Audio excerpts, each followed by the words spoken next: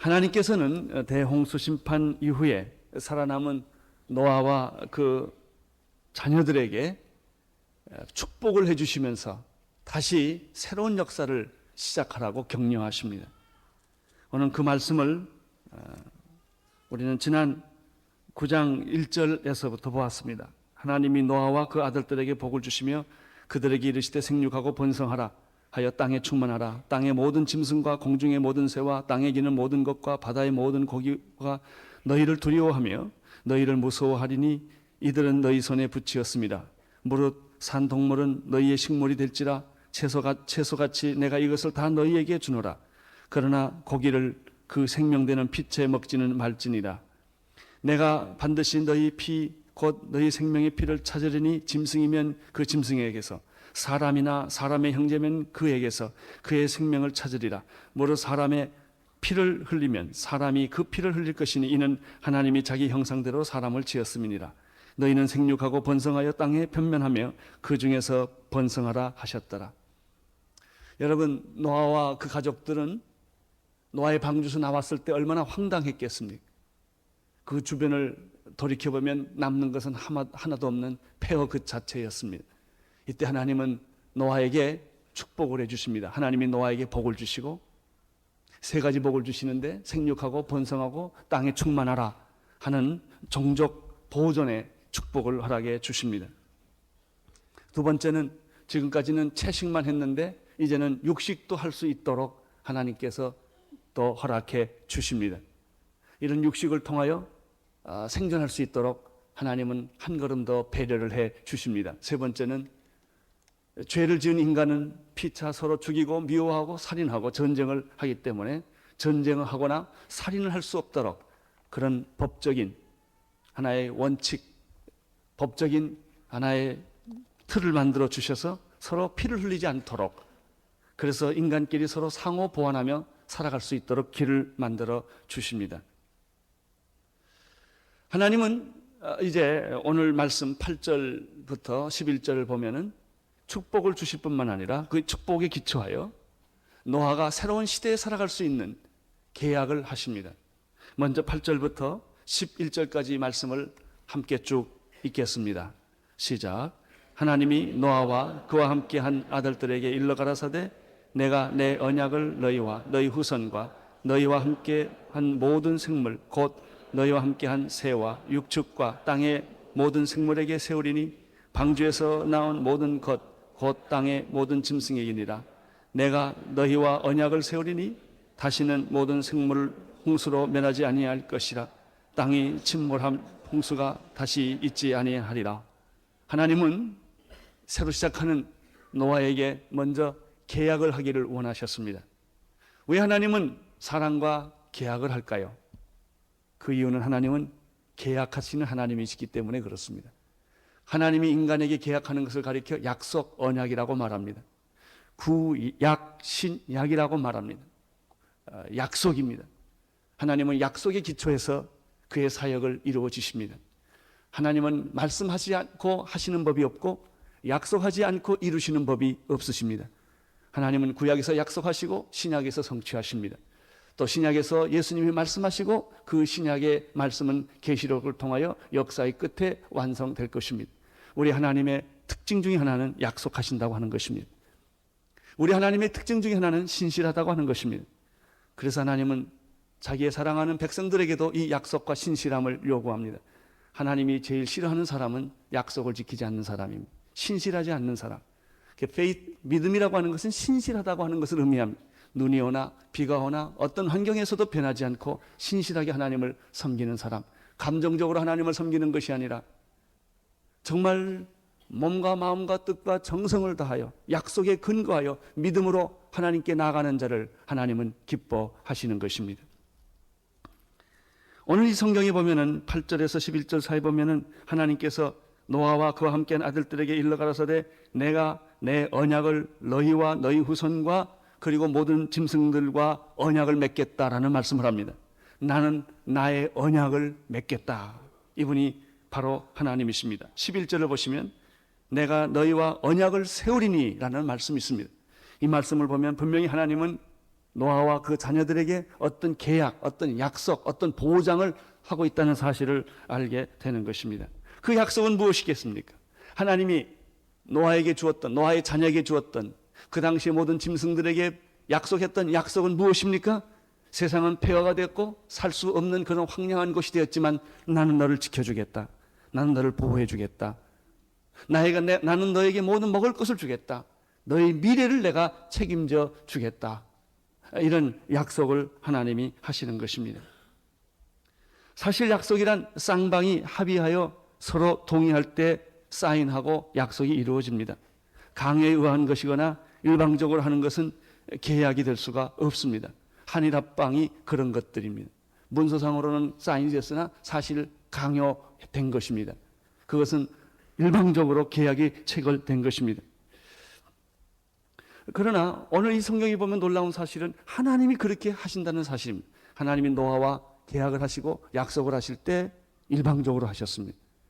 여러분, 사람과 사람 사이의 일방적인 계약은 잘못된 것입니다. 그러나 하나님과 인간 사이의 계약은 일방적이어야 합니다. 그것이 사랑이기 때문에 그렇습니다. 인간과 인간이 하는 계약은 언제든지 파기될 수가 있고 배신할 수가 있어요. 그러나 절대자이신 하나님이 하신 약속은 절대로 틀림이 없는 것입니다. 하나님의 여러분을 향한 구원은 틀림이 없는 것입니다. 하나님은 변하시거나 배신하는 법이 없으십니다. 그래서 하나님은 일방적으로 하나님이 주권자로서 창조주로서 노아에게 일방적으로 축복을 약속하며 계약을 하는 것을 볼 수가 있습니다. 하나님의 계약은 완전합니다. 하나님의 계약은 분명합니다. 하나님의 계약은 변할 수가 없습니다. 하나님의 계약은 반드시 지켜지며 그것은 반드시 성취될 것입니다. 그래서 하나님의 계약은 은혜입니다. 하나님의 계약은 사랑인 것입니다. 불완전한 사람과 계약하면 그 계약은 불완전해지는 것입니다. 그러나 완전한 사람과 계약을 하면 그 계약은 완전해지는 것입니다. 이 완전한 계약은 일방적이어야 합니다. 그것은 부모가 자식에게 일방적으로 주는 사랑과 같은 것입니다. 어떤 부모도 자녀와 계약, 예를 들면 내가 공부를 잘하면 해주는, 그렇게 하지는 않습니다. 공부를 잘하건 못하건 잘났건 못났건 부모의 사랑은 일방적인 것입니다. 우리가 구원받을 만한 자격이 있건 없건, 사랑을 받을 만한 자격이 있건 없건, 하나님의 보호를 받을 만한 자격이 있건 없건 간에 하나님이 우리를 무조건적으로 절대적으로 사랑하기 때문에 일방적으로 하나님은 내가 너와 이런 약속과 계약을 하겠다고 말씀하시는 것입니다. 이러한 예는 요한복음 15장 16절에도 나타납니다. 예수님께서 제자들에게 다음과 같이 말씀하셨습니다. 너희가 나를 택한 것이 아니요 내가 너희를 택하여 세웠다는 것입니다. 네가 나를 믿는 게 아니라, 내가 하나님을 믿는 것이 아니라 내가 너로 하나님 믿게 해 주었다는 것입니다. 내가 나를 사랑한 것이 아니었다. 우리는 내가 하나님을 사랑하고 내가 하나님을 위해서 일한 것처럼 생각하지만 그렇지 않아요. 먼저 하나님이 우리를 사랑하신 거예요. 우리가 하나님이 나를 먼저 사랑했다는 사실을 내가 미처 깨닫지 못했지만은 내가 태어나기 전부터, 창세 전부터 하나님은 나를 지명하시고 나를 부르시고 나를 사랑하시고 나를 위하여 2000년 전에 이미 독생자 예수 그리스도를 십자가에 못 박히는 그 일방적인 계획을 그분이 가지고 계셨습니다. 그래서 이것을 가리켜 은혜라고 말합니다. 우리가 자격이 있어서 은혜 받는 것이 아닙니다. 가치가 있어서 은혜 받은 것이 아닙니다. 죄인임에도 불구하고 하나님은 우리를 선택하시고 우리를 사랑하여 주셨습니다. 수준이 같은 사람들끼리는 쌍방적인 합의가 필요합니다마는 수준이 전혀 다를 때는 쌍방적 합의가 이루어지지 않는 것입니다. 그것은 일방적인 축복, 일방적인 은혜, 일방적인 사랑의 계약이 바로 하나님이 우리를 향하시는 계약입니다. 여러분, 이것은 무엇을 의미합니까? 내가 그 계약을 완수하지 못했다 할지라도, 내가 부족해서 실패했다 할지라도 하나님은 실패하지 않는다는 것을 의미합니다.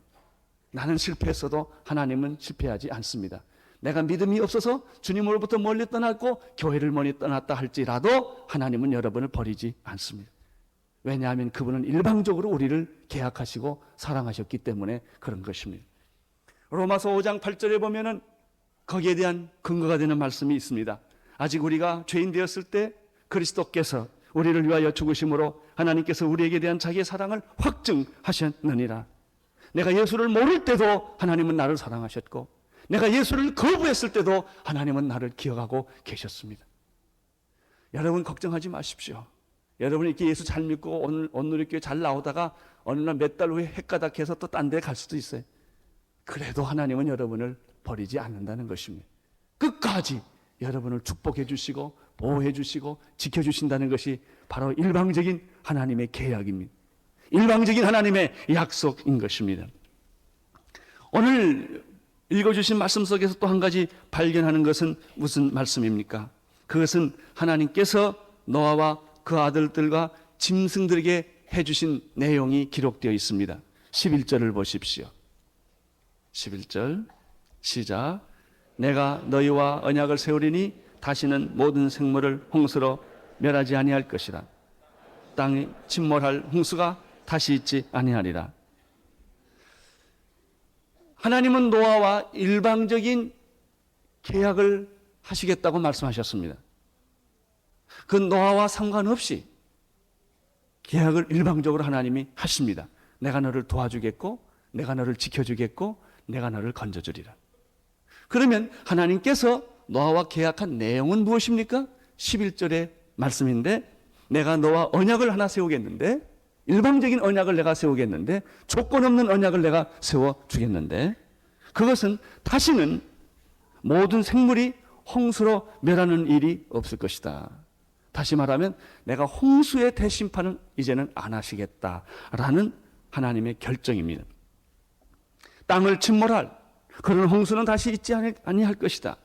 따라서 노아의 홍수 이후에 인간은 이 노아 홍수와 같은 홍수를 경험해 본 일이 없습니다. 그것은 유일한 한 번이었기 때문에 그렇습니다.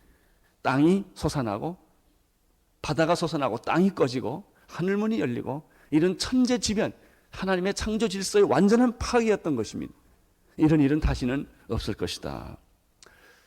우리는 이 말을 노아 입장에서 생각해 보면 조금 더 쉽게 이해할 수가 있어요.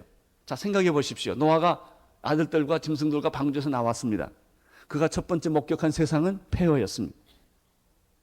아마 노아는 이렇게 생각했을 거예요. 죄의 결과가 이렇게 무서울까? 죄의 심판이 이렇게 잔인할까? 왜? 남은 것이 하나도 없거든요. 하늘과 땅, 이 지구 전체는 물로 한 1년 동안 잠겨져 있었기 때문에 남은 것은 하나도 없는 거예요. 이때 말이죠. 노아가 그런 세상을 보면서 느끼는 감정은 무엇일까요? 두려움이겠죠. 무섭다, 두렵다 이런 생각을 아마 했을 거예요. 사방을 둘러봐도 대홍수의 흔적뿐입니다. 자, 이런 상황에서 노아가 미래에 대한 꿈을 있을까요? 별로 없었을 거예요. 미래에 대한 막막한 기막힌 절망감만이 그의 마음을 사로잡았을 거예요. 그런데 이러한 노아에게 지금 가장 필요한 것은 음식이 아닙니다. 잠잘 집이 아닙니다. 직업이 아닙니다.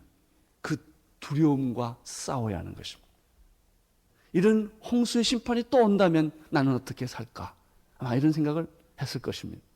하나님은 그것을 아시고 노아에게 찾아가서 노아야, 걱정하지 마라. 내가 이 황폐함을 보느냐? 다시는 내가 홍수로 심판하지 않을 것이다. 두려워 말라. 나는 내 하나님이라. 너는 안심하라. 내가 너를 보호해 줄 것이다. 죄의 결과가 이처럼 무섭도록 참혹한 것이며 그 피해는 상상할 수 없는 것이지만은 내가 다시는 홍수로 멸하지 않을 것이다. 자, 보십시오. 하나님은 노아에게 지금 무엇을 주십니까? 안심하는 마음을 줍니다. 걱정하지 마라. 다시는 이런 심판이 없을 것이다. 이제 내일부터 너는 나가서 일을 해라. 열심히 살아라. 근데 열심히 살아서 또 심판이 오면 어떻게 해요? 이런 허무감, 좌절감, 이런 두려움을 하나님께서 노아에게 치유하시는 것입니다. 그렇습니다. 구원의 결과는 뭔지 아십니까? 안심하는 마음에.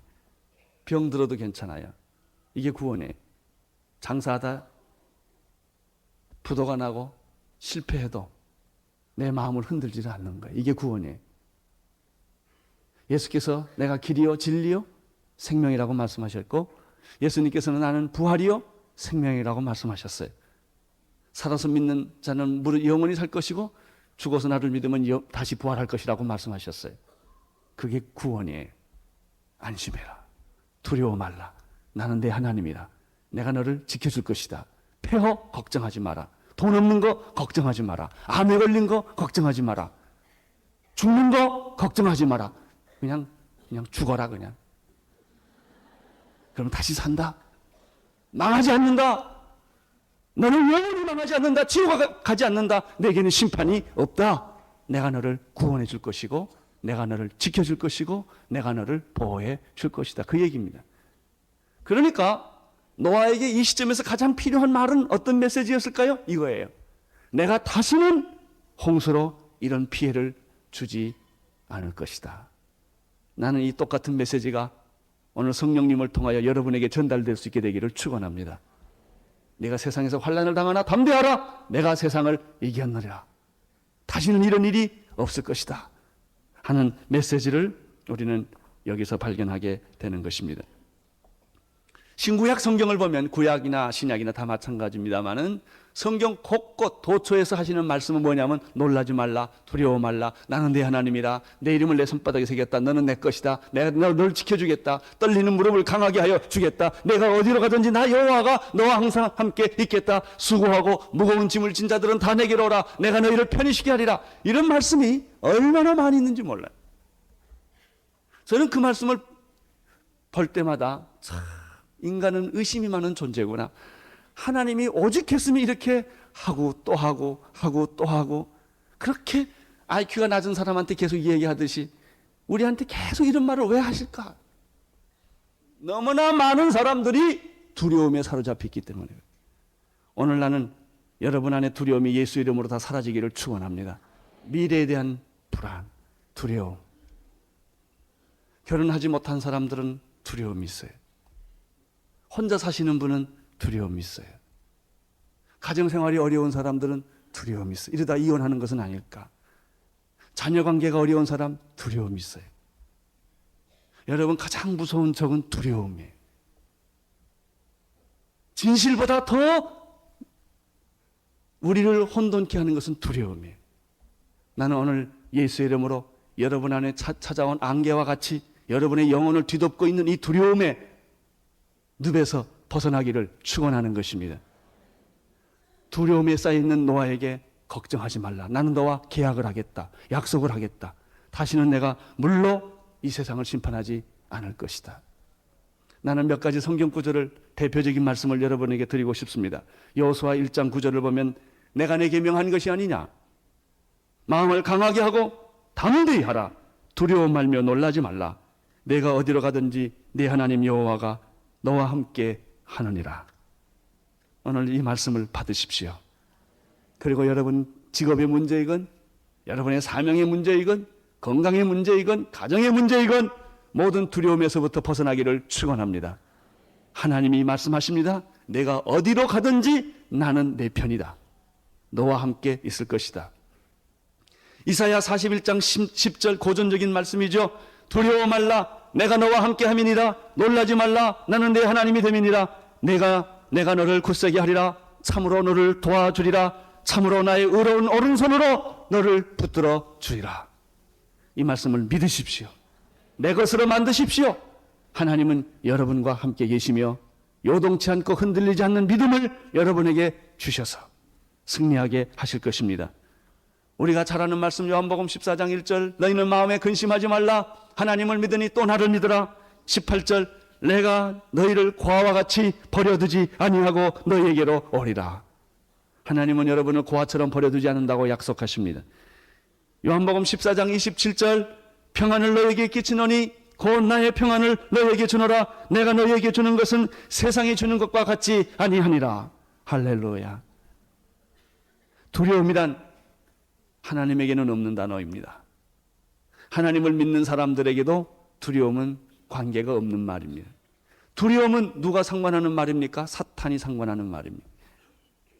두려움과 염려와 절망이라는 단어는 사탄이 뿌린 씨앗이라는 사실을 기억하십시오. 요한일서 4장 18절에 사랑 안에 두려움이 없고 온전한 사랑이 두려움을 내어 쫓나니 두려움에는 형벌이 있습니다. 당신이 왜 두려워하고 왜 무서워하고 왜 절망하는가? 형벌이 있기 때문에 그런 거예요. 사탄이 당신의 믿음에 스며들어와서 여러분의 믿음을 다 파괴시켰기 때문에 두려움이 있는 거예요. 오늘 나는 여러분들이 두려움에서부터 자유하시기를 축원합니다. 믿음과 확신을 가지시기를 축원합니다. 내일에 대한 꿈과 밝은 환상과 비전이 있게 되시기를 축원하는 것입니다. 장사하는 사람들도요, 내 장사가 잘 될 것 같아 이런 생각이 있어야 돼요. 이거 안 되면 어쩌지 하고 불안하면 안 되는 거예요. 그거는 만사가 다 그렇습니다. 여러분, 현실이 오기 전에 믿음이 내 마음에서 먼저 오는 거예요. 믿음은 바라는 것들의 실상이요 보이지 않는 것들의 증거예요. 승리는 저쪽에서 일어나는 것이 아니라 내 마음 가슴 속에서부터 이미 승리는 일어나고 있는 것입니다. 하나님은 내 기도를 응답해 주실 거라는 믿음을 갖게 되시기를 바랍니다. 여러분이 하고 있는 모든 일들 속에 하나님의 영광이 나타난다는 이 믿음이 여러분 안에 생기기를 축원하는 것입니다. 믿음은 내 안에 있는 거예요. 믿음은 눈에 보이지 않는 현실을 이기는 거예요. 미래를 전망하는 거예요. 이 믿음에 하나님과 함께 계시는 분들은 이런 믿음이 있어요. 그러나 하나님을 의심하고 말씀을 의심하고 믿음이 없는 사람들에게는 찾아오는 선물은 두려움과 절망과 좌절뿐이에요. 하나님은 노아에게 격려해 주시기를 시작하셨습니다. 두려워 말라. 내가 다시는 이런 심판을 안 할 것이다. 내가 약속하마. 내가 계약하마. 내가 계약을 너와 세울 것이다. 빌립보서 4장 4절에 7절에 보면은 주 안에서 항상 기뻐하라. 내가 다시 말하노니 기뻐하라. 너희 관용을 모든 사람에게 알게 하라. 주께서 가까우시니라. 아무것도 염려하지 말고 오직 모든 일에 기도와 간구로 너희 구할 것을 감사함으로 하나님께 하래라.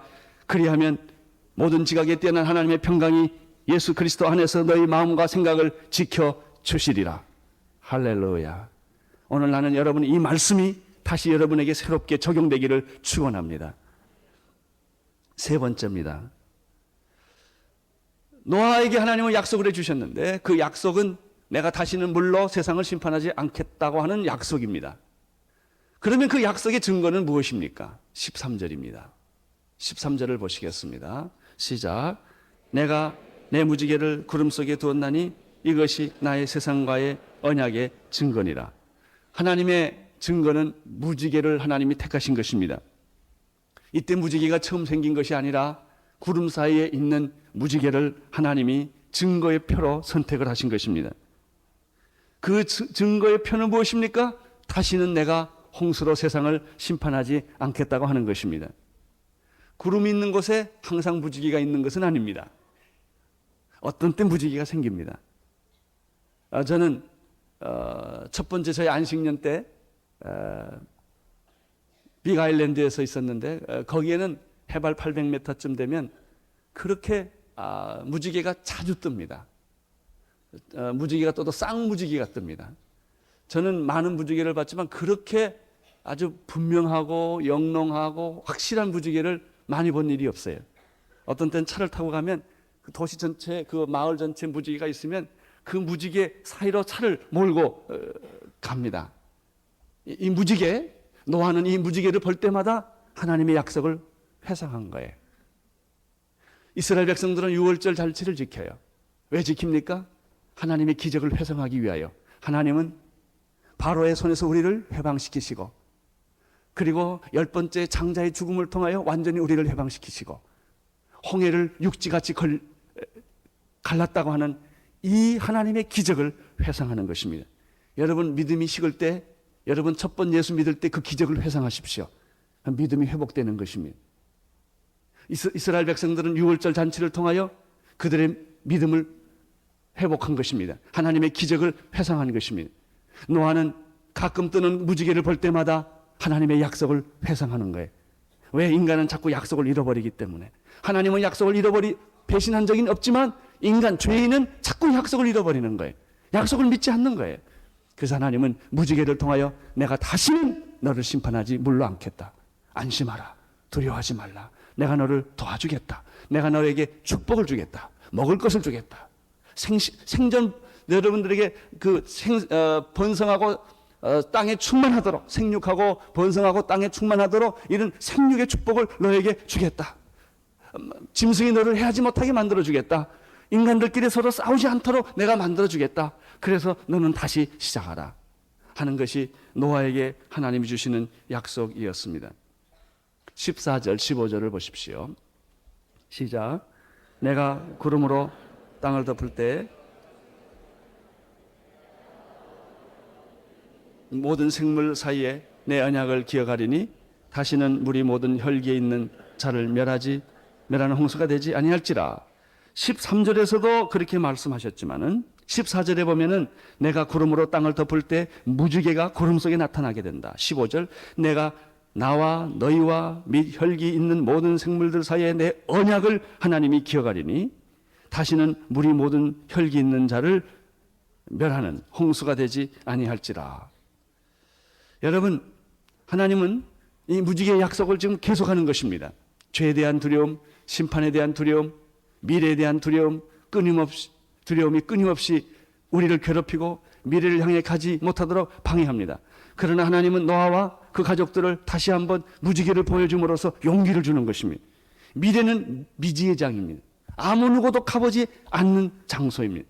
그러나 믿음 있는 사람들은 미래를 갑니다. 미래는 이미 나의 것입니다. 내 마음속에서 미래에 이루어질 축복이 이미 성취되어 있는 것입니다. 하나님은 노아에게 자꾸 격려하십니다. 절망하고 힘들 때마다 무지개를 보여줍니다. 나는 약속을 반드시 지킨다. 걱정하지 마라. 두려워하지 말라. 그 길을 계속 가라.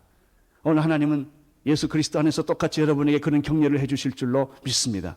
혹시 이 자리에 병이 들어서 의사나 약의 힘으로 고칠 수 없는 그런 병이 계신 분들 두려워하지 마십시오.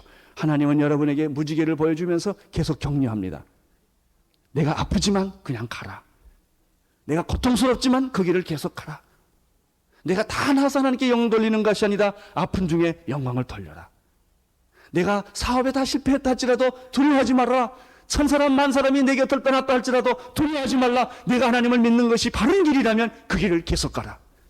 내가 너를 도와주리라. 내가 너를 지켜주리라. 미래는 내 것이다. 이렇게 지금 약속을 하시며 격려를 하시는 것입니다. 16절을 보십시오. 시작. 무지개가 구름 사이에 있으리니 내가 보고 나 하나님과 땅에 무릇 혈기 있는 모든 생물 사이에 세운 언약의 증거가 이것이라 하셨더라. 16절에도 무지개 얘기가 또 나옵니다. 내가 무지개를 구름 사이에 줄 것이다. 내가 무지개를 보면 나 하나님과 너희와 계약한 이 사실을 잊지 말고 회복해라. 반드시 이루어질 것이다. 반드시 이루어질 것이다. 그것을 믿는 것이 믿음이다. 여러분, 오늘 여러분들이 이 말씀을 적용하십시오.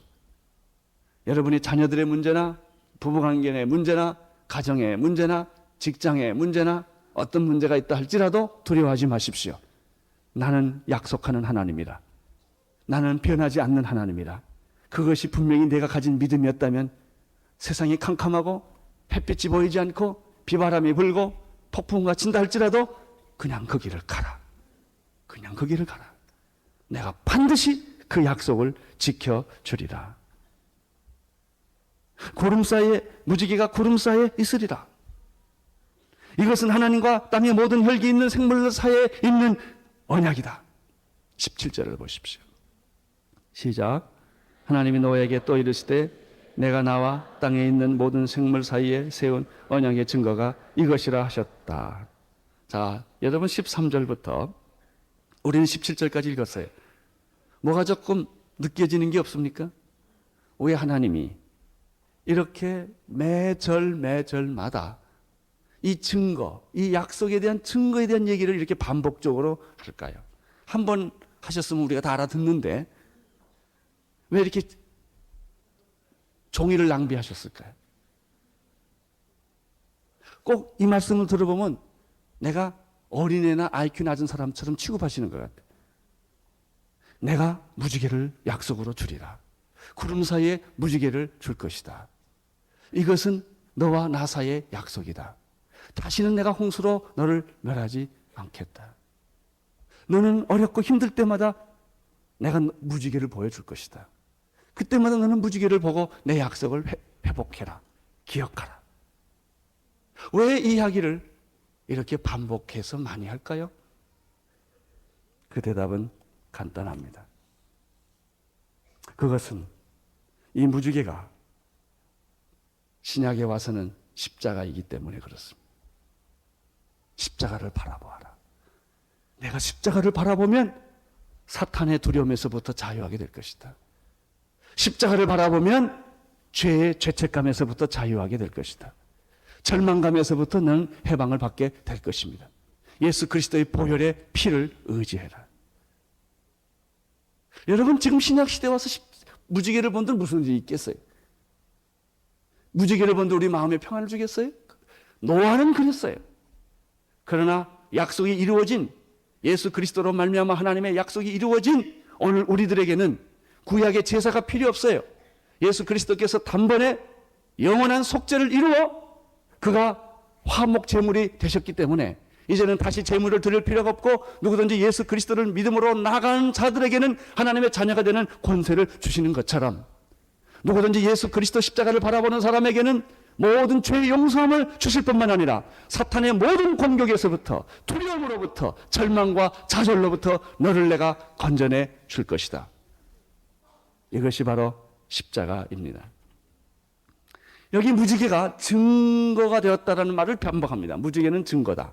내가 너와 약속한 증거다. 증거다. 증거다. 라는 말을 합니다. 증거라는 게 뭐예요? 신약에 오면 그것이 바로 십자가예요. 십자가가 우리의 구원의 증거예요. 보혈의 피가 구원의 증거예요. 여러분, 예수님을 믿으십시오. 십자가를 신뢰하십시오. 보혈의 피를 믿으십시오. 여러분 안에 찾아온 모든 두려움이 오늘 끝을 낼 것입니다. 모든 절망이 다 떠나가게 될 것입니다. 노아는 무지개를 바라보면서 이 믿음을 가졌고 위로를 받았어요. 오늘 우리 시대의 사람들은 예수 그리스도의 십자가를 바라봄으로 말미암아 이런 놀라운 영적인 은혜와 체험을 갖게 될 줄로 믿습니다. 요한일서 5장 5절에서 8절에 보면 여기에 상관된 말씀이 나옵니다. 예수님께서 하나님의 아들이심을 믿는 자가 아니면 세상을 이기는 자가 누구냐? 예수 그리스도께서 하나님의 아들이심을 믿는 자가 아니면 세상을 이길 수 있는 사람이 누구냐? 우리가 세상을 이길 수 있는 믿음은 예수 그리스도를 바라보기 때문에 그런 것입니다. 이는 물과 피로 임재하신 자니 곧 예수 그리스도시라. 물로만 아니요 물과 피로 임하셨고 증거하시는 이가 성령이시니 성령은 진리의 영이라 그래. 증거라는 말이 나와요. 증거하는 이가 셋이 있으니 성령과 물과 피라. 또한 이 셋이 합하여 하나이니라. 그렇습니다. 이 무지개라는 말보다 더 중요한 말은 증거라는 말입니다. 이 약속에 대한 증거다. 계약에 대한 증거가 있다 하는 거예요. 여러분, 우리 구원에 대한 계약에, 우리 구원에 대한 증거가 무엇입니까? 십자가입니다. 바로 그것이 성령의 역사입니다. 그것이 말씀의 역사인 것입니다. 여러분, 예수님을 바라보십시오. 여러분을 위하여 십자가에 피 흘려 돌아가신 예수님을 바라보십시오. 그분이 오늘 여러분의 수고하고 무거운 짐을 다 내려놓게 할 것이며, 죽음에 대한 공포를 지나가게 할 것이며, 내 인생의 미래에 대한 불확실성을 확실하게 만들어 줄 줄로 믿습니다. 그분이 예수 그리스도이십니다.